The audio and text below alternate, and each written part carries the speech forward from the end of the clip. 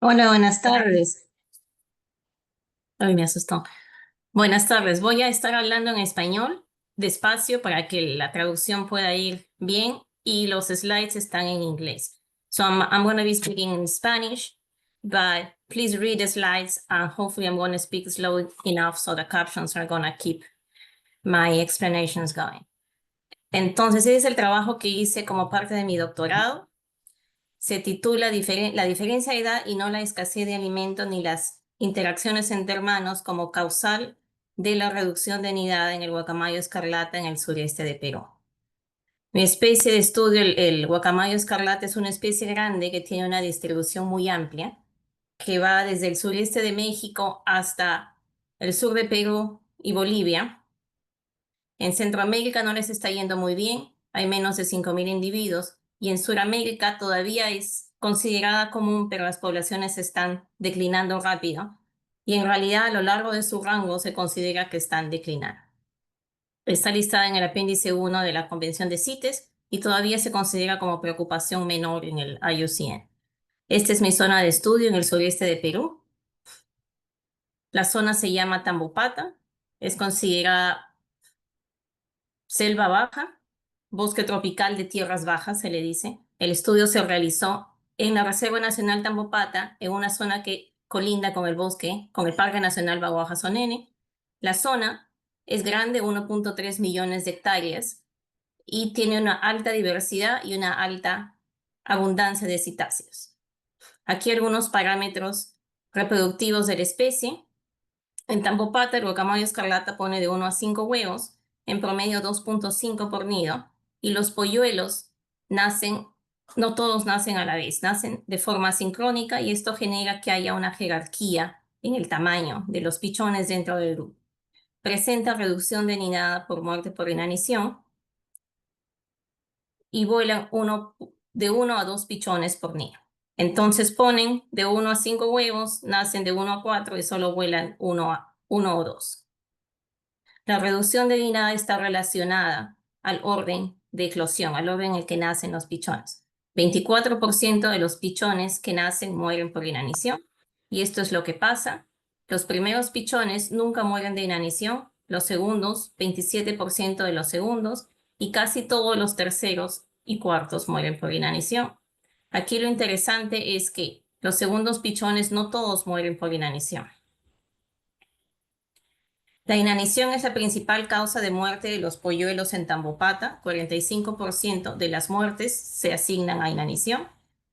Hay pocos estudios de qué es lo que causa la inanición de pichones de citáceos en vía silvestre. Sin embargo, ha sido reportada en 20 especies, desde los más chiquitos como los Forcus hasta los Ara, en Adodorhynchus, en cacatúas, en Amazonas.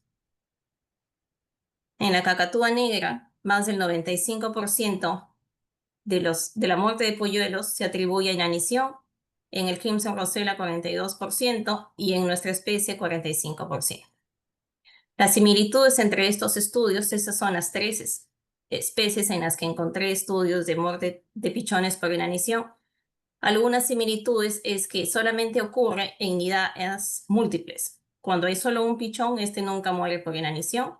En todos los casos está relacionada al orden de eclosión y es mayor en los miembros menores de la nidada. La inanición, aquí muestro dos fotos comparando dos pichones de la misma edad, 17 días. El que tiene inanición pesa 64 gramos y el que es sano pesa un poco más de 300 gramos. Los típicos signos es la piel rojiza, los ojos abultados, el crecimiento retrasado. Durante toda su vida tienen poquita comida en el buche o nada. Mueren muy temprano, al máximo a los 20 días, y los terceros y cuartos pichones mueren más rápido que los segundos pichones. Esta es una imagen para mostrar la comparación entre el primer y el segundo pichón. Estos dos se llevan 4 días. El primero casi pesa medio kilo y el segundo llega a 100 gramos. Entonces, el objetivo de este estudio fue determinar las causas de la muerte por inanición, específicamente de los segundos pichones. Porque en algunos casos, a pesar que aquí en estas dos nidadas de dos diferentes años es la misma pareja que utilizó la misma caja nido en un año, el segundo pichón voló y en otro año el segundo pichón murió. ¿Por qué? Trabajamos en base a 3 hipótesis para entender las causas de inanición del segundo pichón. La primera hipótesis analizó la interacción entre polluelos, específicamente para ver si había rivalidad entre polluelos. La segunda, la interacción entre padres y el ambiente, utilizando la disponibilidad de comida en el bosque como una medida de la calidad del ambiente. Y la tercera hipótesis, analizamos la interacción entre padres y pichones, analizando 3 componentes, la tomando como indicador el peso al nacer, la preferencia del cuidado parental y la edad y la diferencia de edad entre pichones. Estos datos fueron tomados por el Macon Society y la Sociedad Provoca Mayo y corresponden a datos de 20 estaciones reproductivas y fueron colectados por más de 700 voluntarios en esos 20 años. Acerca de los métodos para el monitoreo de pichones, escalamos árboles con sistemas de sogas. Acá se ve la caja nido. Monitoreamos los pichones con un cronograma estricto basándose en la edad y es súper importante nacido y qué día había muerto el pichón. Medimos peso, tarso, pico y ala. Investigamos las muertes para asegurarnos si es que era por inanición o no y realizamos necropsias. Para el monitoreo del comportamiento reproductivo dentro del nido, pusimos cámaras de video dentro de los nidos, al inicio sistemas análogos y después sistemas digitales. Logramos colectar más de 4.000 horas, de las cuales hemos analizado casi 2.000, y de las cuales 20% corresponden a horas de videos, grabaciones en la noche. Los comportamientos que registramos fueron alimentaciones, ya sea de papá a pichón o entre adultos, pichones empujando a otros pichones, y cuando el pichón empujaba el pico cuando le estaba dando de comer al otro pichón. Colectamos datos de fenología para calcular el índice de disponibilidad diaria de alimento.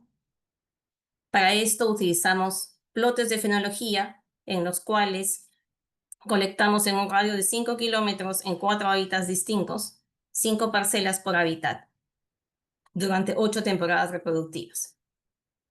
Utilizamos solamente los frutos consumidos que sabíamos, las especies de plantas que sabíamos que eran consumidas por el guacamayo escarlata y cuantificamos el porcentaje de árboles con frutos maduros e inmaduros. Con esto calculamos el promedio de comida disponible por pichón en 2 periodos específicos, ¿ya?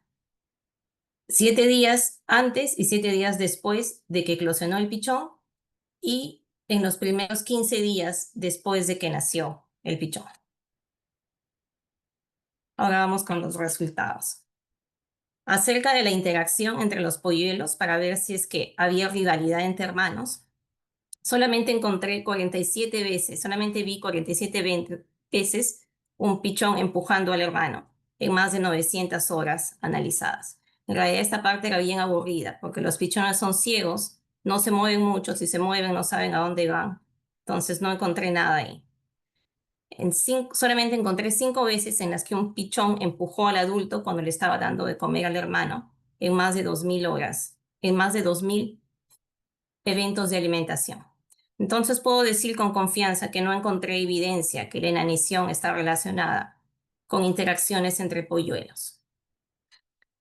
En cuanto a la interacción de padres y el ambiente, analizamos la disponibilidad de alimento, recuerdan, en estas 2 fases. En el periodo de 7 días antes a 7 días después de la eclosión, no encontré ninguna relación. En el periodo de los 15 primeros días de vida, tampoco encontré relación.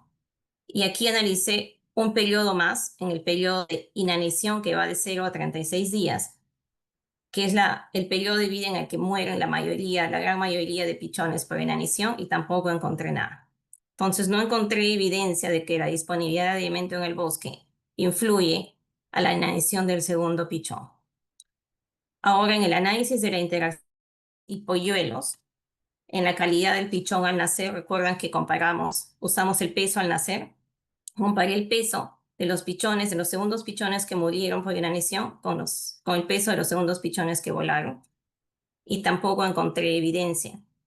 No hubo diferencia significativa entre los segundos polluelos que murieron y los segundos polluelos que volaron. Lo interesante aquí es que los pichones que nacieron chiquitos se murieron de inanición, pero tuve unos pichones que nacieron grandes, gordos, que también murieron por inanición. Entonces ahí no es claro qué pasaba. Ahora seguimos analizando la interacción de padres y polluelos, ahora las preferencias de los padres.